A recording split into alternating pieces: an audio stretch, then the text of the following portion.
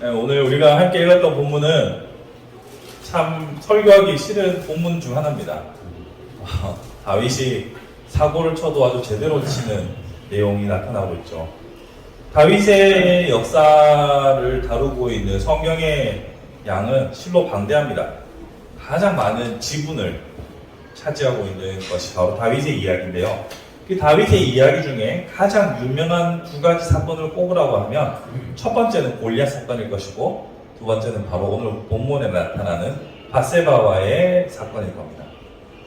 이 사건의 전말은 여러분들도 잘 알고 계실 겁니다. 어떻게 일이 일어났는지, 어떤 결과가 났는지, 그리고 그 밧세바를 통해서 태어날 자식이 누군지까지도 우리는 잘 알고 있습니다. 너무나 잘 알고 있는 이야기를 함에 있어서 부담감이라는 것이 있을 수 있죠. 저도 부담이 없지는 않지만 꼭 여러분들과 나누고 싶은 중요한 이야기가 있어서 함께 살펴보려고 합니다. 먼저 본문 속으로 한번 들어가 보시면 오늘 본문에서 이제 해가 바뀌고 출전할 때가 되었다라고 1절을 시작하죠. 이 말은 저번 시간에 했던 10장의 내용, 이 암몬 족속과의 전쟁이 완전히 종결된 것이 아니고 이제 잠시 휴전을 했다가 다시 전쟁이 재개되는 상황이라고 이해하시면 됩니다. 물론 전세는 이스라엘이 더 압도적이었지만 완전히 전쟁이 종결된 상태는 아니었습니다. 그래서 다시 전쟁을 시작하는데 이번에는 저번 10장에서의 내용과 다르게 다윗이 출전하지 않습니다. 다윗은 예루살렘 성에 머물러 있고 그의 군대들만 전쟁터로 나간 것을 볼 수 있죠. 그러니 다윗이 자연스럽게 저녁 시간에 왕궁을 거닐면서 주변을 살펴보는 그런 여유롭고 어떻게 보면 다윗의 일생에 있어서 처음으로 여유라는 것이 느껴지는 순간입니다. 막 쫓겨다니고 죽음의 위기를 겪고 이 나라 저 나라 떠돌아다니고 또 왕이 돼서도 분열된 상태였기 때문에 언제나 긴장감을 늦출 수 없었고 자신의 왕권을 공고히 하기 위해서 여러 가지 방편들을 고민할 수밖에 없었던 그런 치열했던 다윗의 삶에 처음으로 우리가 그토록 사랑하는 여유라는 말이 어울리는 모습이 등장하게 됩니다. 근데 안타깝게도 이 여유로운 순간 다윗은 큰 잘못을 저지르고 맙니다. 그의 눈에 목욕하는 한 여인이 들어왔고 그 여인을 다윗이 취합니다.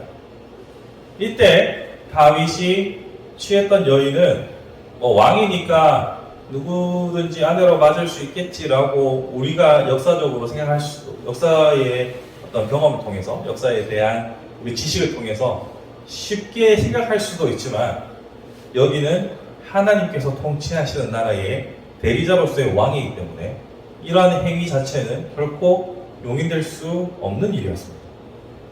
더군다나 그가 지금 범죄를 저지르는 대상이 한 남편의 아내인 상태였기 때문에 이것은 큰 문제가 되었죠. 오늘날로 따지면 제가 어릴 때 성경 공부를 할 때는 이런 표현이 없었지만 요즘 시대에는 이런 표현을 쓰죠. 위력에 의한 언제부턴가 우리의 일상에서 많이 들어온 단어가 됐죠. 위력에 의한 강간이 되는 셈인 겁니다. 다윗이 그가 가지고 있는 여유로운 시간과 힘을 통해서 한 여인을 취한 것이죠. 그런데 얘기가 생겨버렸네요. 이걸 덮어야 되는 겁니다. 그래서 전장에 있는 남편을 긴급하게 휴가를 줘서 집으로 가라고 했는데 그게 또 내 마음대로 안 되는 거예요. 너무나 충성스러운 이 군인이어서 집을 안 들어간 겁니다. 물론 이걸 보시면서 너무나 충성스러운 군인이지만 아내의 입장에서는 정말 개떡같은 남편일 수도 있습니다. 그렇지만 이 오늘날의 우리의 정서적인 시선을 거두어드리고 상황 자체만 일단 느라하게 살펴보면 다윗의 계획대로 뭔가 되지 않는 겁니다. 그러자 다윗은 더 치밀하고 살떨리는 살벌한 계획을 세우죠. 이제 죄목이 추가가 됩니다. 살인교사, 권력의 남용과 자신의 죄악을 은폐하기 위해서 살인교사를 저지르게 됩니다. 의도적으로 우리아가 전사로 처리될 수 있도록 명령을 보낸 거죠. 이런 다윗의 요구를 요압은 또 찰떡같이 알아먹습니다. 왜냐면 얘가 원래 이렇게 간사한 친구거든요. 다윗이 알아서 전사로 처리해서 깔끔하게 정리하라는 말을 대충 얘기해도 정말 잘 알아듣고 일을 잘 처리해 주는 거죠. 그 결과 다윗은 완전 범죄에 가까운, 그러니까 외형적으로는 죽은 전사자의 미망인을 자신이 거두어드리고 그렇게 아름다운 스토리로 마무리할 수 있었습니다. 지금 이것이 처음 다윗이 이 여인을 취한 날로부터 3개월 안에 다 일어난 거기 때문에 뭐 730이 뭐 830이라고 하면은 뭐 그냥 다 되는 문제였거든요. 이런 이 일련의 과정들을 쭉 살펴보면은 우리가 다윗이라는 인물에 대한 이미지가 있지 않습니까? 시편의 주된 저자요, 하나님께서 기름 부어 세우시고 칭찬한, 저번 시간에 제가 말씀드렸듯이 하나님께서 마음에 합한 자라고 하셨지 않습니까? 거기다가 우리가 아는 이 골리앗과의 싸움으로부터 시작된 다윗의 역사는 언제나 우리의 마음속에 아름답게 남아있습니다. 지금도 이스라엘 국기의 별을 다윗의 별이라고 하잖아요. 그렇기 때문에 이런 다윗, 11장에 나타나는 다윗은 우리가 받아들일 마음의 준비가 안 되어 있어요. 참 당혹스럽고 너무나 괴로운 내용들입니다. 이것을 외면하고 싶은 마음이 들 때도 있죠. 하지만 우리는 하나님께서 이것을 우리 기록에 남기셨기 때문에 두 눈을 부릅뜨고 자세하게 살펴봐야 합니다. 먼저 다윗이 했던 일의 단초, 시작을 제가 여유라는 말로 설명을 드렸는데요. 사실 여러분 여유로운 순간들을 조심하셔야 됩니다. 즐기시면 안 됩니다. 이런 말을 하는 건 아니에요. 여유의 기초가 어디서부터 왔는가를 한번 생각해 보자는 거죠. 맨 처음 다윗이 10장 전쟁에서는 출전했지만 11장 전쟁에는 나가지 않았죠. 그것은 다윗이 더 이상 왕으로서 자신을 증명해 보일 필요가 없기 때문입니다. 그 전까지는 그 전대 사울, 역성혁명이 된 거잖아요. 성이 바뀌었잖아요.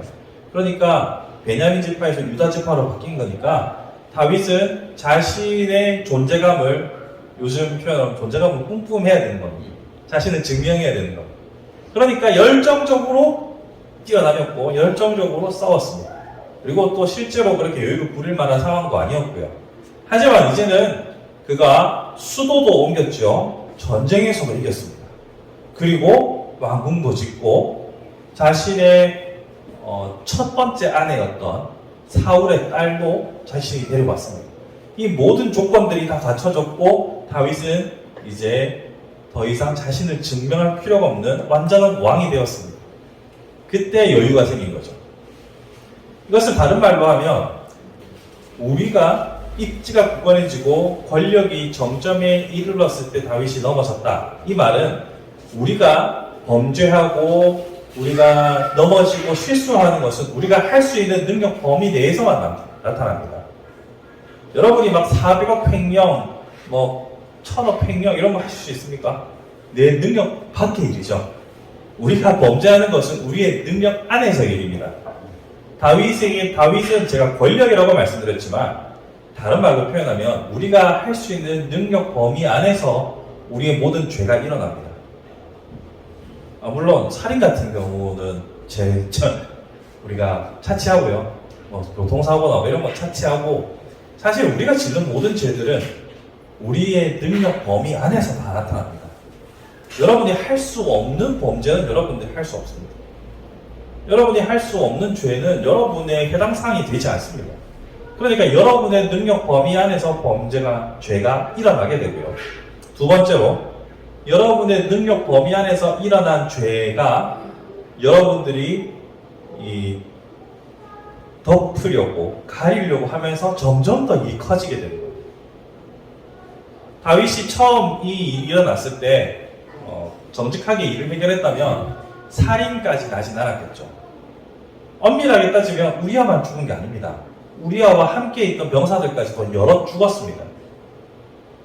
그러니까 다윗이 할 수 있는 능력 범위 안에서, 그의 권력 안에서 일어났던 죄를 그가 스스로 가리고 은폐하려고 하다가 일이 더 커지게 되는 결과를 낳게 된 거죠. 결국 우리가 힘이 없으면 죄도 안 짓고, 힘이 있으면 힘이 닿는 데까지 최대한 우리의 죄를 가리려고 발악하고 애쓰게 되는 것이 바로 우리의 모습이 아닐까 생각이 듭니다. 사실 예수께서는 마음의 죄에 대해서도 중요하게 말씀하셨어요. 마음으로 이미 누군가를 미워하는 자는 살인자와 같다라고 말씀하시면서 예수님께서는 한 걸음 더 나가서 마음의 죄까지도 얘기하셨어요. 물론 이것도 우리가 반드시 기억해야 할 중요한 요소입니다. 허나 실질적으로 우리가 죄를 범하는 행위 자체도 우리는 결코 간과해서는 안 되죠. 예수께서 마음의 죄까지 주의하라고 하셨다고 해서 마음의 죄와 실제로 우리가 짓는 죄를 동일시해서는 안 됩니다. 실제로 우리가 손으로 우리의 능력으로 하는 죄들을 가벼이 여겨서는 안 돼요. 그러면서 동시에 우리가 짓는 죄들을 사전에 미리 작은 상태에서, 물론 작은 죄가 어떻겠습니까만 일이 더 커지기 전에 미리 하나님 앞에 해결 보고 우리가 용서를 구할 사람들에게 용서를 구하고 일을 마무리 짓는 것이 참으로 중요하다는 거죠. 다윗이 처음부터 이런 살인 교사와 일이 이렇게까지 커질 줄 알았겠습니까? 다윗은 그저 자신의 권력을 획득했을 때 그 권력이 할 수 있는 범위 내에서 뭔가를 소소하게 했을 뿐이에요. 하지만 그것이 문제가 되니까 일이 점점 더 커져버린 겁니다. 제가 이 권력, 할 수 있는 능력, 힘을 계속 얘기하는 이유는 다윗이 지금 밧세바를 자기 침실로 부르는 모든 과정에서 다 시켜요. 옥상에서 보다가 발견하고 데리고, 물어보고 데리고 오라고 하죠. 그리고 또 요압 보고 그 전장에 있는 우리아를 오라고 합니다. 다시 또 우리아를 가라고 합니다. 그리고 그 전쟁에서 우리아 빼고 나머지 철수하라고 합니다. 다윗은 계속 시키고 자신의 힘으로 이 모든 일들을, 모든 범죄들을 만들어내고 있다는 점에 주목하셔야 돼요.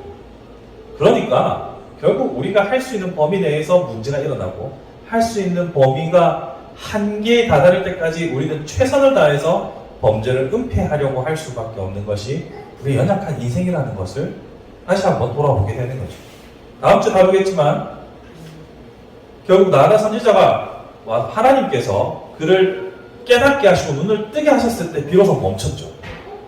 물론 살인으로 상황이 멈춰진 것 같았지만 근본적인 문제 해결은 그제서야 일어납니다. 그러니까 처음부터 하나님께서 극단적인 상황으로 우리를 비틀기 전까지, 하나님께서 우리를 강제로 멈춰 세우기 전에 우리가 먼저 우리 자신의 죄에 대해서 조금 더 진실된 눈빛으로 바라볼 수 있는 그런 시간이 필요하다는 거죠. 특별히 우리의 능력 범위 내에서 문제가 일어나기 때문에 나의 능력 범위를 잘 아는 것이 중요합니다. 내가 할 수 있는 일은 무엇이고 내가 할 수 있는 일 안에서 일어나는 문제는 무엇인가. 여기서 힘이라는 것은 정말 많은 것을 포괄할 수 있습니다.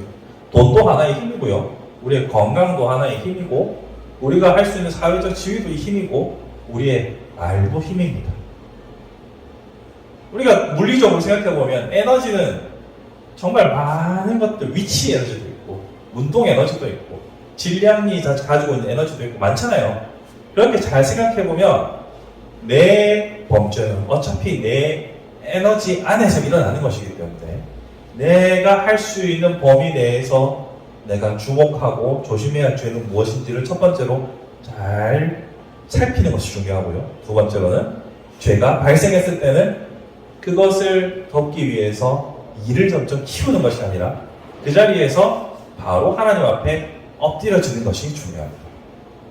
그렇게 바로 하나님 앞에서 바로 유턴하는 그 시간들이 짧으면 짧을수록 우리에게는 은혜의 시간이 길어지는 것이고, 우리의 인생 중에 하나님과 동행하는 시간이 좀 더 늘어나는 것이죠.